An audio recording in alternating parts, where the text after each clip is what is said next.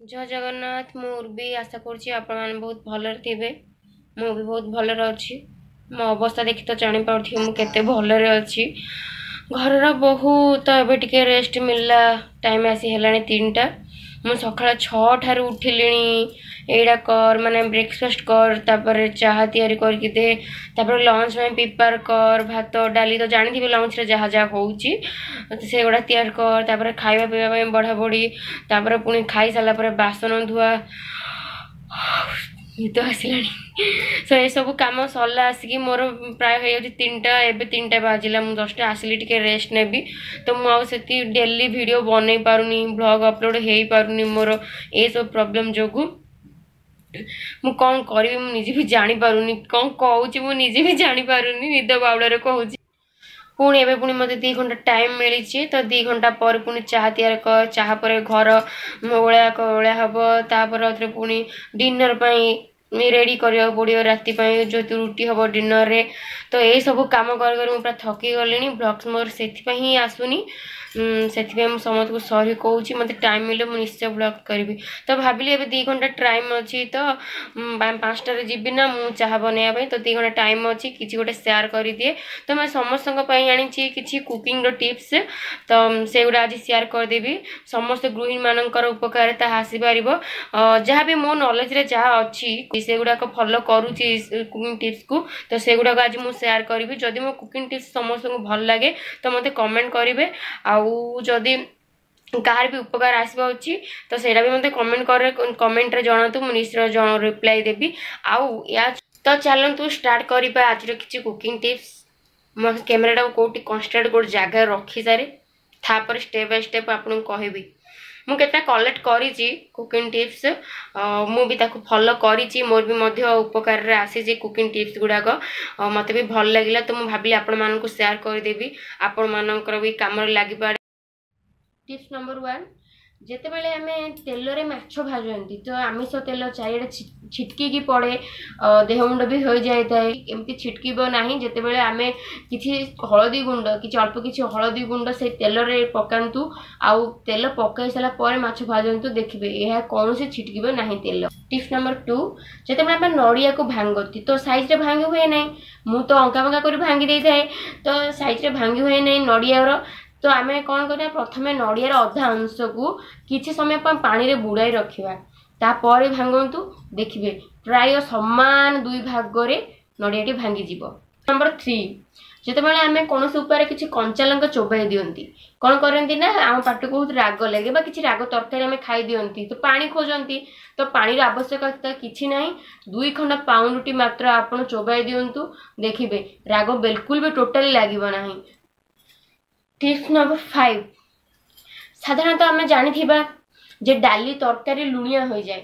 से डबल थर लुण पका हो ना तरतर लुण हो तो प्रायतः डाली तरकारी लुणिया हो गला तो कौन करवा उपाय अच्छी तार कौन हो ना कि अटा को चकुड़ू कि अटा को चकुड़ी से पकाई दिंतु प्राय गोटे 10 मिनट पर से अटा को बाहर कर दिंतु देखिए सबू लुणी अंश से अटारे पड़े जाइए। टिप्स नंबर 6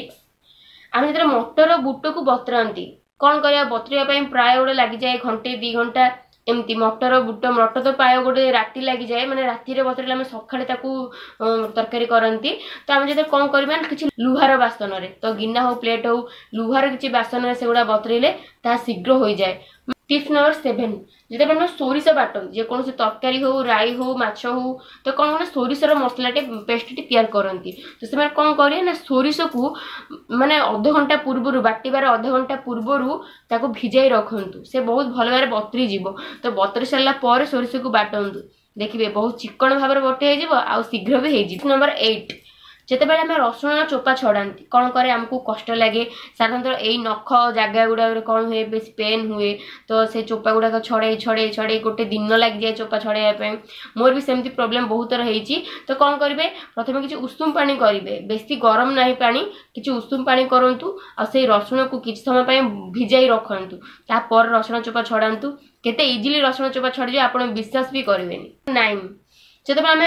भृषंग पत्र को स्टोर कर रखापी चाहती प्रायतः गाँव में मिलता है सहर में मिल न था भृषंग पत्र तो आम स्टोर कर रखापी तो केमती स्टोर कर रखा भृषंग पत्र को धोई ताको सुखाई ता डेम्फुर पत्र को अलग कर दिंतु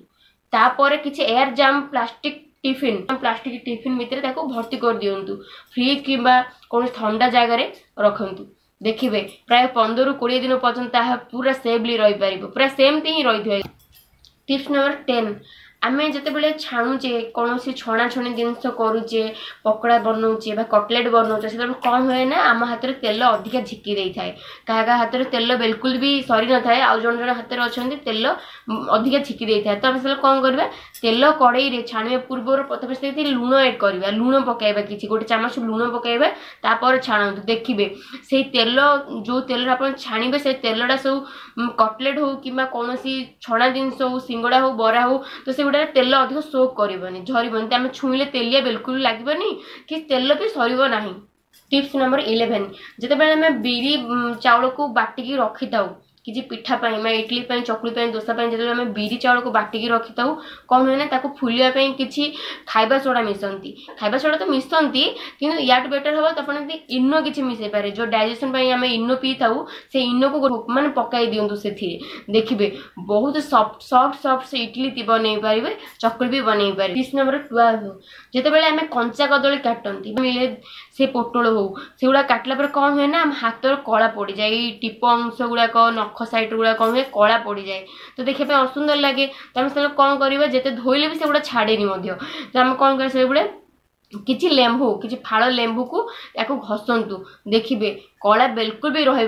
आपण हाथ पूरा चिकन सुंदर देखा। नंबर 13 जो मैंने क्षीर बसाई दिखती क्षीर बसाई कि आप कौन कम थाए आप पलाती क्षीर उतरिकी पड़ जाए तो कौन कर से समय गोटे चामच को नहीं क्षीर भितर डुबाई रखा कौन कर गोटे चामच को लेकिन क्षीर किसी समय डुबाई रखु तापर गैस को लो फ्लेम रखी आप जातु देखिए क्षीर बिल्कुल भी उतरी। नंबर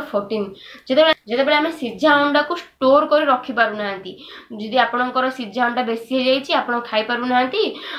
स्टोर कर रखापी चाहते तो केमती रखिए ना कौन करेंगे किसी गुंड लुण उपर सीझाटा को रखु प्राय यह 2 दिन पर्यंत रही पारे ताठू बेसी रही प्राय 2 दिन पर्यंत यही सीझा अंडा गुंड लुण उपर रही पारे। टिप्स नंबर 15 जदि आपण घर चीनी डबार पिंपुड़ी लगती बार बार तुम चीनी डबा रखुच सी तार पिंपुड़ी लाइन लगी तो कौन कर समय चीनी डबार किसी आंबुल पकातु गोटे कि 2टा आंबुल पकई दिंतु देखिए पिंपुड़ी मान दर्शन ही सेठी मिलिबो नाही।